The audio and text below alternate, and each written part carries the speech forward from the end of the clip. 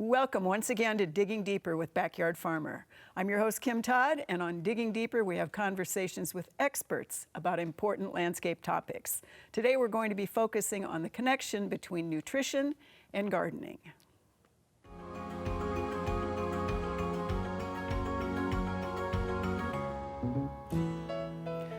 So growing your own food has really been a trend that has grown again in the last decade or a couple of decades. I'm old enough to have remembered when it was not a trend, it's just what you did.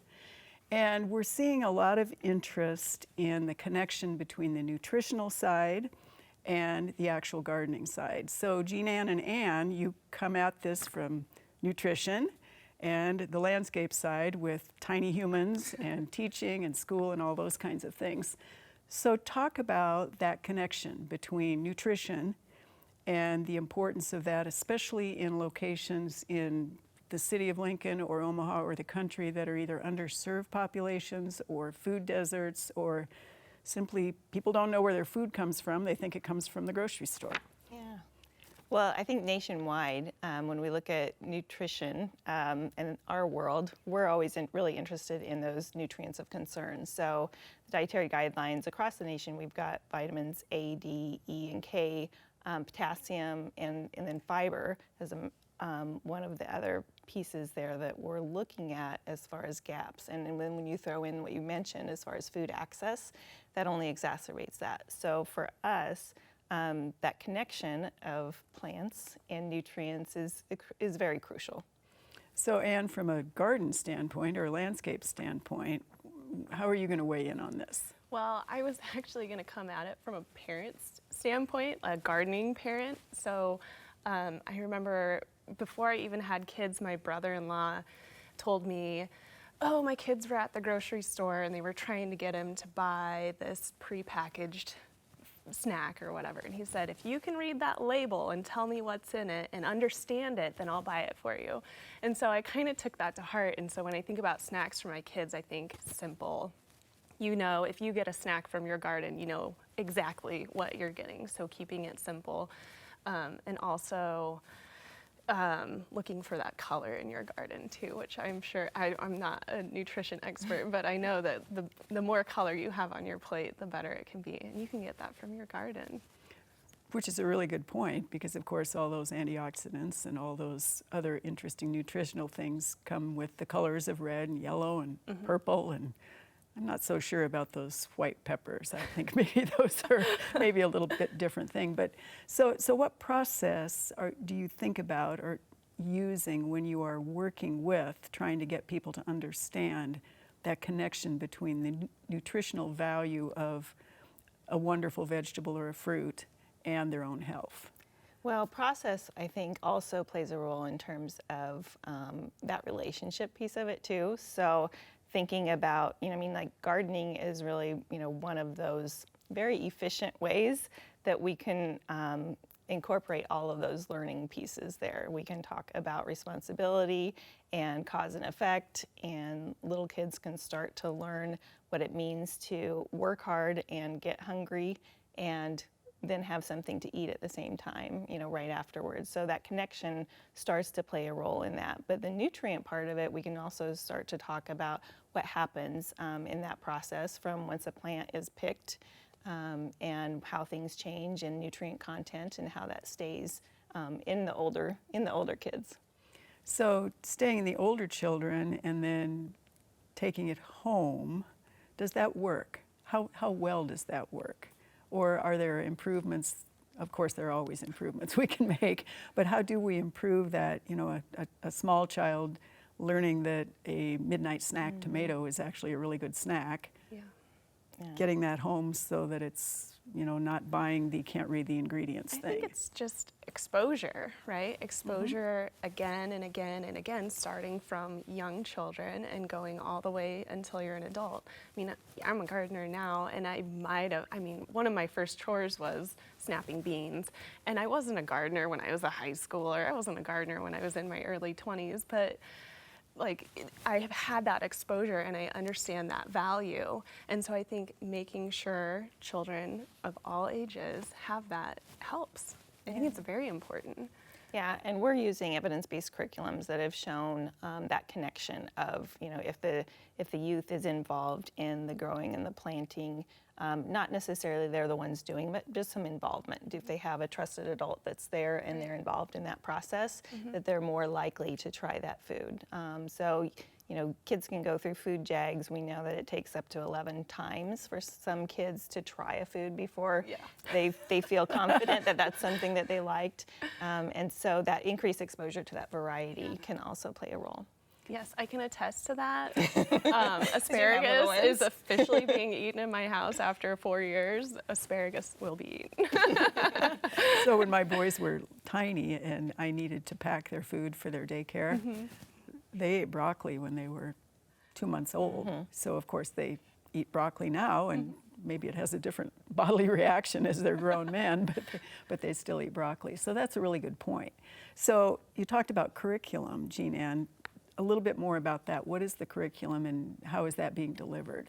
So we have some different ones based on ages, and I think that's the most important thing is we work really closely with our horticulturists, our learning child team, and nutrition to identify age-appropriate things that have the exact content that's there and has some experiential learning that's worked into it so that all of those pieces are appropriate.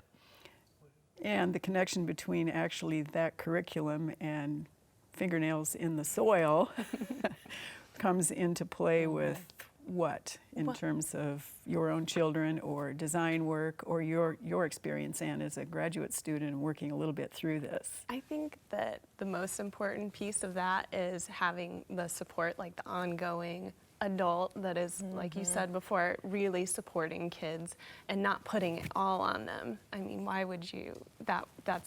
You're just setting kids up for failure if you're saying, this is your garden, you take care of it.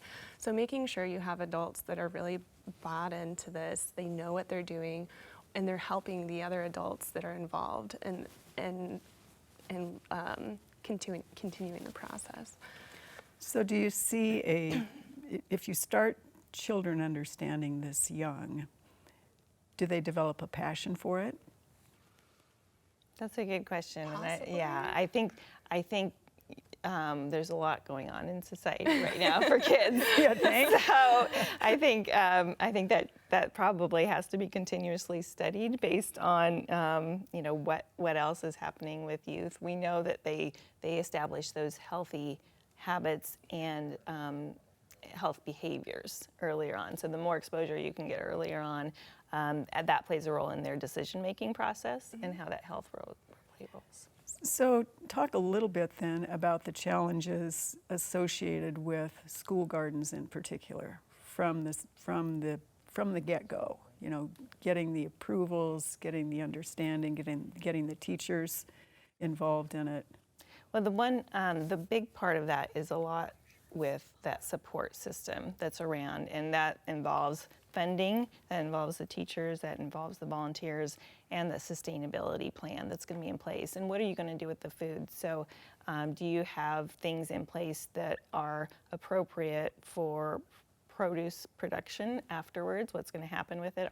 Is it going to be something that is incorporated into the school cafeteria, or is it specifically there for a learning experience? So I think all of that planning has to happen ahead of time, and that sustainability piece with those partners. One of the things we're working on is well-connected communities and that connection of how many collaborators it takes for that to be successful. It takes a lot of buy-in, again, from the adults in the community, and if it's a priority, it'll happen. And I know a lot of school gardens get started and they might fail or they get forgotten, and I am lucky enough to have master gardeners that help me in the backyard farmer garden, but they also help the school gardens, and there's a particular one that was forgotten and they're working really hard to get it back up and running, and it's taking a lot of people involved to get that going again.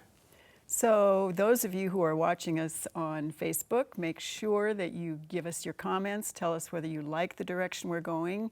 Comment on pro-con, on what do you think about nutrition and starting with young children. And of course, that is 6:30 Facebook on NET and on Backyard Farmer. And then it goes up on YouTube. So you get to comment. I guess that thumbs up thing, thumbs down, I don't really understand that at all, but I would say we're all thumbs up, right?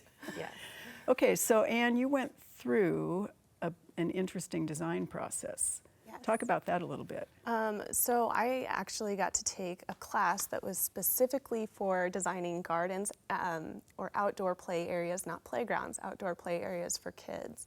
And it had components of still the typical slide, monkey bars, that kind of thing, but also incorporated a lot of nature-based learning, less plastic, still there, but getting kids exposed to gardening. And it was really cool to see where that had been successful, and the kids would like each get a carrot, everybody had a carrot in their bag at the end of the day, and they were really proud of this food, and they would show their parents. And this was all preschool kind of age, but getting to be a part of that and seeing it actually work and seeing it work really, really well it's really inspiring. And I'd love to see that happen in Lincoln, where there are more trees on playgrounds, there are more shrubs on playgrounds, there are more things for kids to pick up and manipulate, and there are gardens on playgrounds. And even if the kids are just like driving cars through the garden, like that's fine, but they're at least closer to those plants, and they're going to have a better understanding of where food comes from. It does not just appear in the grocery store. And that's a huge, big point, because especially in a school system where there may or may not be anybody there in the summer, that's probably one of the biggest challenges, I would guess. Yes. And Jean Ann, I'm not sure what that means in terms of your research or your working in extension as well. Yeah, I think one of the things that we've seen is, our role in Extension as helping to facilitate those, finding those community champions that are going to be there to help assist that through the process. So if there may have been a teacher who was really strong and able to get it started, and maybe they're not able to be there all summer. So pulling together youth councils or other extension groups that are able to help facilitate volunteers throughout the summer and have that piece there so that they can maintain that. We've got some really great partners that we're working on with farm to school grants. So schools can contact Extension to help them get those applications in, and we've got the breadth of knowledge from all of the different program areas that can help in the different ways. So Anne, since you actually do that management of our garden and make it look absolutely fabulous, what are the challenges that you see from the start with actually producing the food? Not the kids learning that they can eat it or the nutrition side, but Right. For kind of a typical school or a daycare, what are the challenges? Schools are trickier, I think, because of the summer break. Right. But there are a lot of schools in Lincoln that have kids there through the summer. They might have a summer program that goes on. But I think the biggest challenge is once you get it started, having people there. You have to have someone there. And so, like you said, the community champion, like that's who you need to get it going. And I think it's also really important to get the principal involved, because if the principal makes it a priority, then it's a priority for all the teachers, and then it's a priority for the parents to be supporting this garden, this learning. That I think is the initial challenge, is getting that buy-in. How do you sell that? Yeah. How do you sell that to your community? Yeah, and there's so many different ways within the school then that they can take that. Like you said, if the principal is supportive, it helps in terms of STEM learning. They can use it to think about what other ways economically can they be selling different pieces. So there's a lot of different courses within the school that can then latch on to those areas. And we always add the A to STEM. Yes. Because of all that beautiful artistic piece, and you mentioned the colors. Let's just start with colors and math, and if you have 6 children and 5 tomatoes, who doesn't get a tomato, or who's going to share, that kind of thing. So does it make more sense to garden in the ground at schools or raised beds? Well, there's a garden at the school that my daughter goes to, and they do a great job. The PTA does a great job of taking care of it, and the teachers do a good job of learning with it. The challenge that I've found out that they are really having is the grounds crew keeps knocking it over with their mower. So Oh, no. I think everybody who gets close to that garden needs to be involved and say, Right. this is a good thing. You need to help us keep this going and not hurt us. So they have these really nice raised beds. So if any kids are in wheelchairs, they have that accessibility. Whereas if it were in the ground, it would be not as accessible, obviously, but it looks nice. It's easier for them to take care of. They can move those beds around if they need to. It's probably a little bit more expensive, but it's probably worth it. Just if you can get those mowers to stay away from it. We sort of say keep the mowers away from everything except the Right. turf. Yeah, Anyway, exactly. So, my students at one point worked with McPhee, and the first things that they did, it was raised beds, and it was one for each grade level. And so in the summer months, they had a community learning center or club at that point, but each grade level then was proud of, they grew radishes if they were kindergartners, and I don't know what they grew as sixth graders at the time because there was still sixth grade, but again, that buy-in, or not just the children, but the principal and the management staff and everybody who can say, everybody has to eat, let's figure out how we can make this work in our schools. That's pretty fun. So what are the favorite foods? What's the highest nutrition food and what's the favorite food? And maybe they're not the same thing. Well, I mean, I think, and that's one of the things we've got some community gardens that are one of our SNAP Ed grants has supported throughout the last few years, and it varies from place to place. They really love those dark green leafy vegetables because they can start growing and they can put that in. One of the things that we've been working hard is trying to match different recipes and food preparation skills and techniques to the different plants that they might be growing, ones that they might be new to. So looking at all those. We like the beets that they can get in the ground, the carrots, there's lots of vitamin A and beta carotene there. So tomatoes, all of them, it's that big variety, and I think it comes down to what's kind of the gap in the area, what's missing from where they can't get it anywhere else. So like if they're at a place where maybe they have limited fruits and vegetables within their community, maybe all they have is a corner grocery store and that's it, and they don't have much produce coming in. So it's really working with them closely to see what are the things that are missing out of their produce line at the store or where else they can get it. You mentioned SNAP, so why don't you tell our audience so what that our is? Supplemental Nutrition Assistance Program is through USDA and Food Nutrition Services, and that provides the supplementary nutrition for those who might be at the poverty level and or have a large enough family in need, and we're the education component of that. So we are working to help both individuals and communities be able to utilize those SNAP benefits to their most and get the most out of it, as well as change that environment in their communities so that there is a healthier food access or physical activity available to them.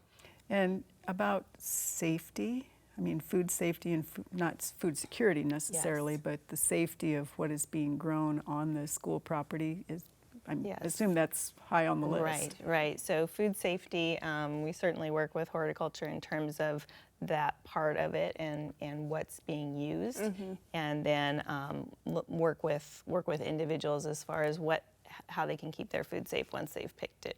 Which is also a big deal, not that fuzzy stuff on your Yes. food unless it's supposed to have fuzzy Yep. stuff. So you mentioned dark green leafies, and Anne, we have Malabar spinach, Yeah. which actually was on Plant of the Week on Backyard last week, and it's in our garden. Yeah, it's But you had a wonderful. fun comment about how you also tie that to children and gardening. Yeah, so the leaf is edible, but I think the most interesting part of this plant is it does have a little flower, and it's white and it has a little pink bud on it, and then it turns into this purple berry looking thing, and that berry looking thing has a seed in it, and it'll self-seed and everything, which is great. But I grew it at home last year, and one of them fell on the sidewalk and my son stepped on it, and there was this bright pink spot. left behind. And so we started picking all these berries and we're riding on the sidewalk like it's sidewalk chalk. I got really interested in it because it's really just a beautiful color, and it can actually be used as an alternative food coloring. Not red 40, it's just color spinach. So you can eat the leaves and you can color with the plant. And you can color with the plant. Yeah. It's just so cool. I love that thing. Yeah, and I think that's, again, especially for children, if you can get beyond the fact that it's something they have to eat to something they can enjoy and play with, that's a whole nother ball game. So any resources you want to mention before we close out tonight? Well, our food.unl.edu website, if you go there, you'll be connected to a wide variety of resources that, whether it's food preservation or food safety, recipes that might tie into it. You can connect to our Growing Together pieces, as well as our Choose Healthy Here and Double Up Food Bucks, so you can find out more information as far as that food access part too. That's great. So you tell them how to prepare it and we will tell them how to grow it. Yeah, The find, Backyard Farmer. afford, choose, and use. That's kind of our motto for some of our efforts. And so finding where they can find their food, find afford it. And so some of that affording comes into also growing it as well. Perfect. Great. Thanks, Jean Ann and Ann. And unfortunately, that is all the time we have for Digging Deeper with Backyard Farmer. You can watch a new Digging Deeper on Facebook every Sunday night at 6:30 p.m. Central. Do not miss Backyard Farmer live every Thursday at 7 p.m. Central on NET. Thanks for digging deeper with Backyard Farmer.